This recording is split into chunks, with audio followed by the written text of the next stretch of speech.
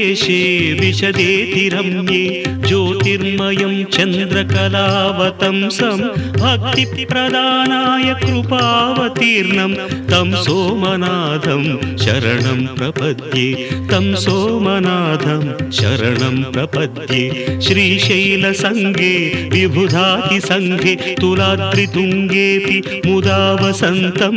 तमर्जुनं मल्लिकापूर्वमेकं नमामि संसार समुद्रसेतुं नमामि संसार समुद्रसेतुम्